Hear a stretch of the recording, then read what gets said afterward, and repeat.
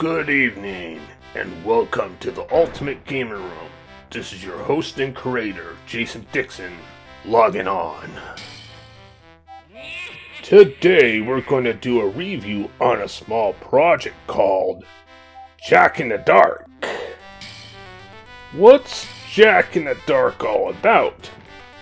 Well, the title sounds familiar, the graphics look familiar, and the gameplay is familiar. In fact, it's a spin-off in the Alone in the Dark series. A small spin-off, that is.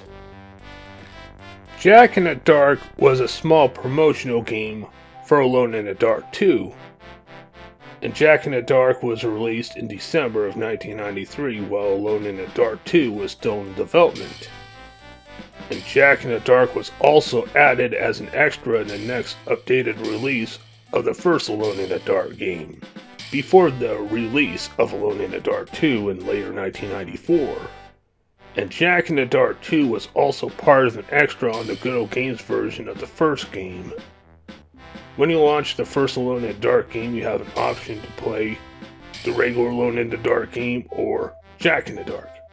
Nice extra to have. But what's Jack in the Dark all about? Well, certainly there's no Jack in the Box, I'll tell you that. However, you'll find that Jack in the Box in this mini-game. Well, Jack in the Dark, you're controlling an 8-year-old girl who is going trick-or-treating all by herself at night. Now, I do not like the sound of that at all. Going trick-or-treat all by yourself at age 8 years old. Now that idea alone sounds as dark as Alone in the Dark series itself. Actually, Jack in the Dark is more of a kid-friendly compared to the regular Alone in the Dark games. Though during approximately 10 minutes of walkthrough, there's still some twisted moments, like puppets staying still and eventually moving around. By the way, the 8-year-old girl's name is Grace Saunders, who is actually a bigger part of Alone in the Dark 2 story. Grace was dressed up as a little witch with a broom. Then she goes off into a little toy store for trick-or-treating. And after you enter, the door closes and locks itself up. Then the Jack in the Box laughs at you. A toy that's made after a villain and the main antagonist of Alone in the Dark 2. Captain One-Eyed Jack. Well, at least there's no Ezekiel Priest references in the store. Obviously, the little toy store is cursed. You just have to do some things, like stop the puppets from coming after you. Like use an oil can to make one of them slip, or use a drum kit to lure them into a toy box and have the lid on the toy box shut after you lure them in.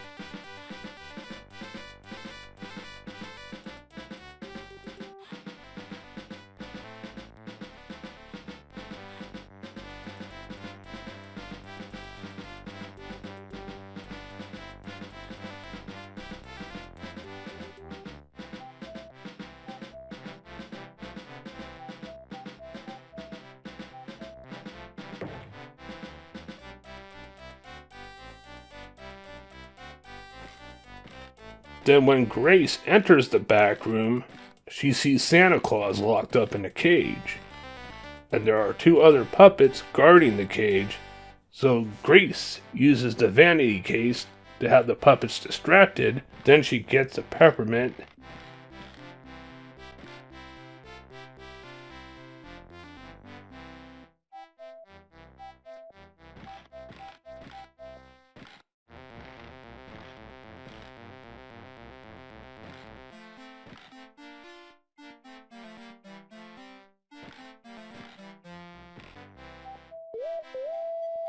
Then she goes back to the front and gives it to Jack in a box. Then she uses the mirror that she found in the back room on Jack.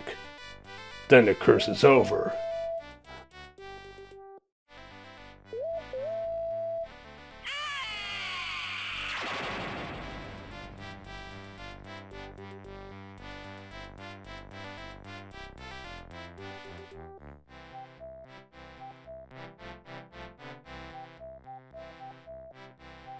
Then Grace re-enters the back room, but Santa is gone. But a big Christmas present awaits her. And what did she get? A new attire. And this is where Grace changes her attire from a witch to a little princess. Then she leaves the store, and then Santa with his sleigh flies off through the moon. And then the game ends. It seems like it was a smart time for me to talk about this little spin-off. It was probably better if I would have done it in November, since it's in between Halloween month and Christmas month, and Jack in the Dark has both Halloween and Christmas references together in this one small project. Of course, there's 2 endings. If you fail on any circumstances, you get locked up with Santa.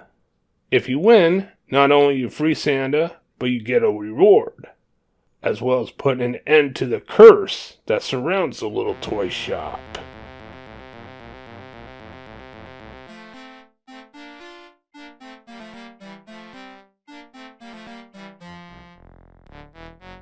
The last thing this small little game shows is preview pics for Alone in the Dark 2.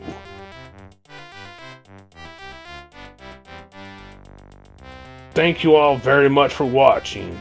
This is Dixon of the Ultimate Gamer Realm, logging off.